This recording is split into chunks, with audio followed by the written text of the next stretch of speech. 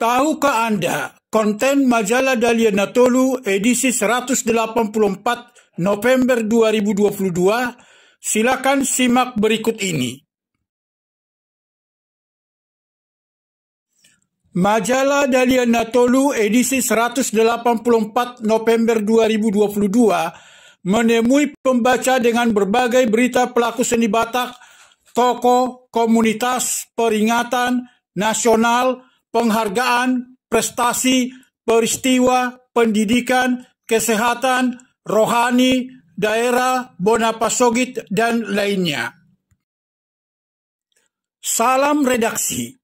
Hitaan Leonard Jr., pemimpin redaksi majalah Dahlia Natolu, mengatakan untuk edisi bulan November 2022, pihaknya menyajikan berita pelaku seni Batak, tokoh penikmat lagu Batak, komunitas Habatakon, peringatan hari jadi, nasional, penghargaan, prestasi, peristiwa, humaniora, pendidikan, kesehatan, rohani, daerah, Bonapasogit, dan lainnya. Laporan utama, Charlie Willy Hutasoit, penyanyi dan pencipta lagu personil Style Voice, pemilik suara emas asli keren dengan karakter vokal berat dan unik. Suara yang punya idealisme dan komitmen ini terdengar jelas dan merdu, serta lagu ciptaannya digemari dan hits di kalangan masyarakat. Dia bersama grup musiknya sudah banyak tampil di berbagai daerah di Indonesia, bahkan hingga ke luar negeri.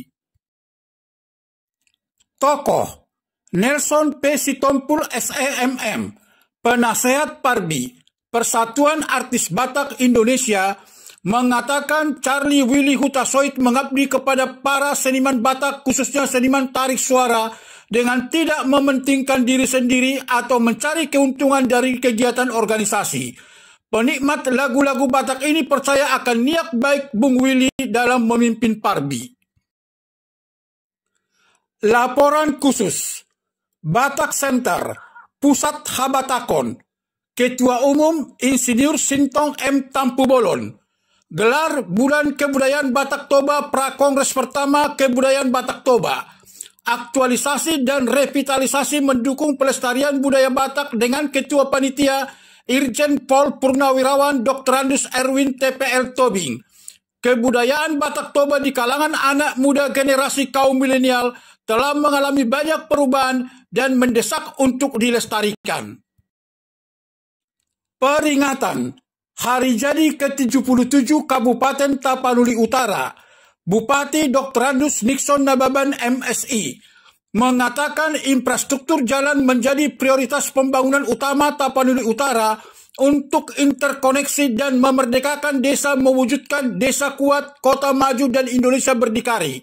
Berkat usaha dan kerja keras, tanah masyarakat yang berstatus hutan negara sudah banyak yang kembali ke masyarakat. Peristiwa Kabupaten Tapanuli Utara, Bupati Dr. Andus Nixon Nababan MSI, diguncang gempa bumi magnitudo 6 skala Richter, mengakibatkan kerusakan pada sejumlah bangunan rumah, perkantoran, rumah sakit, fasilitas umum jalan, pohon tumbang, dan longsor. Pemerintah Kabupaten Tapanuli Utara menggratiskan biaya pengobatan bagi korban dan bagi yang langsung terdampak gempa bumi, yaitu rumah rusak, diberi bantuan sosial.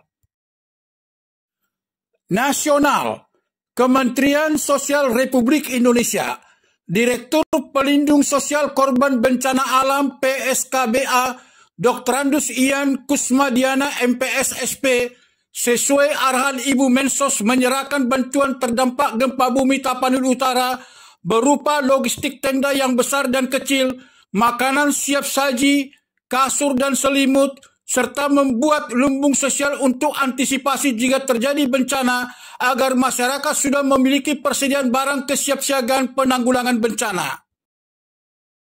Nasional, Dr. Insinyur M. Basuki Hadimulyono MSc, Menteri Pekerjaan Umum dan Perumahan Rakyat Republik Indonesia, Kunker Tapanuli Utara meninjau lokasi terdampak gempa dengan mengatakan kerusakan infrastruktur, irigasi, bangunan fasilitas umum, bangunan pemerintah termasuk sekolah akan segera diperbaiki.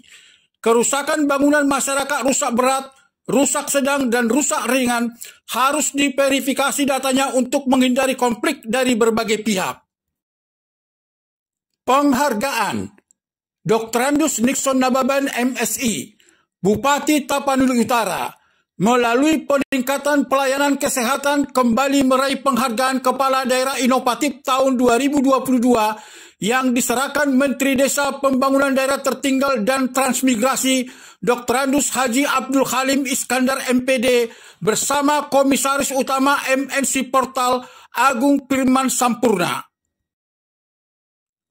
Daerah Edi Ramayadi, Gubernur Sumatera Utara, menyerahkan hibah gelanggang olahraga GOR ke Kabupaten Pakpak Barat senilai 9 miliar, memberikan bonus kepada atlet dan pelatih Paralimpik yang berprestasi total 3 miliar, serta penghargaan kepada pembina, wasit, dan instansi yang memberikan dukungan besar untuk olahraga.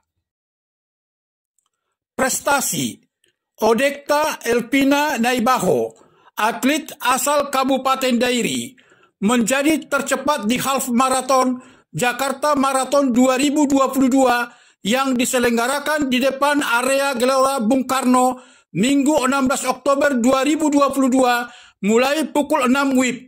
Dia salah satu peserta dan menjadi yang tercepat menyentuh garis finish paling pertama dengan catatan waktu 1 jam 17 menit atau tiba pukul 7:17 WIB. Pendidikan Dr. Andus Nixon Nababan MSI, Bupati Tapanuli Utara, membuka agenda pelatihan berhitung metode gasing, gampang, asik, menyenangkan. Kegiatan yang merupakan bagian dari visi misi Lumbung Sumber Daya Manusia Berkualitas, di mana dulu pelajaran matematika menjadi momok bagi pelajar, apalagi melihat gurunya saja sudah takut. Bona Pasogit, Jainuddin Iqbal Sidabutar Silalahi, mewakili PT Indonesia Asahan Aluminium Inalum, menyerahkan bantuan CSR kepada pemerintah Kabupaten Tapanuli Utara. Bupati Dr. Andus Nixon Nababan MSI berharap kepada PT Inalum agar ada bantuan untuk penataan areal, ada rumah UMKM, serta paling penting ada rice milling untuk para petani dan peternak dari PT Inalum.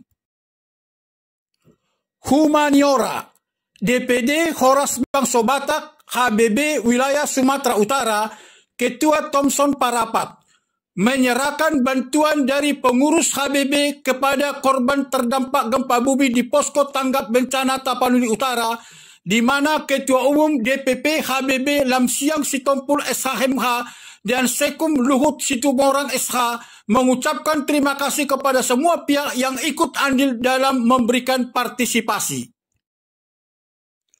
Rohani, Pendeta Dr. Luhut P. Hutajulu MTH, Pendeta Emeritus HKBP, menyajikan tulisan "Hoax Merusak Kesehatan". Apakah kita pernah mendapatkan berita hoax? Berita hoax saat ini banyak beredar di masyarakat dan media sosial. Selain mengandung unsur atau informasi tidak benar, berita hoax juga akan merusak kesehatan. Cerpen Rosdiana Hutapea SPD, cerpenis wanita Batak, menyajikan cerita pendek dengan judul Memento Mori. Nama Surang merupakan pelesetan kata Torang sebagai nama aslinya. Pelesetan itu terjadi karena kehidupannya pun terpeleset dari jalur yang dirancang keluarga. Pesan etos Mr. Spirit Saud Sitompul MSI CEM, etos master dan motivator nasional. Salam etos, bigger, higher, better. Hiduplah dengan berbuat baik, jagalah integritas diri. Ketika Anda berbuat baik kepada orang yang berbuat baik kepada Anda, itu standar moral. Tetapi ketika Anda berbuat baik kepada orang yang mendiskreditkan Anda, itulah standar spiritual. rohani, Pendeta Mangontang SM Panjaitan MTH, Pendeta Emeritus HKBP, menyajikan tulisan Masalah Kerja Ditinjau dari Sudut Etos Kristen bagian ketiga. Dalam upaya mewujudkan cita-cita bangsa dan negara Indonesia menjadi masyarakat yang maju, adil, dan makmur berdasarkan Pancasila dan Undang-Undang Dasar 1945, maka setiap warga masyarakat dituntut menjadi manusia pekerja keras.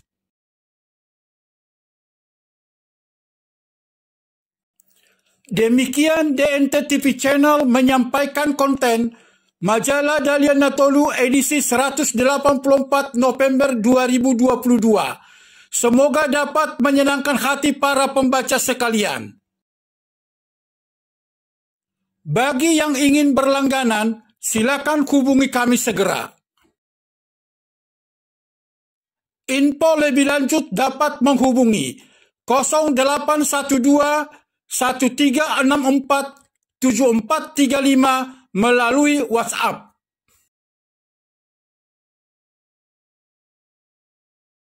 Kasih karunia Tuhan selalu menyertai kita semua. Salam sukses dan terima kasih.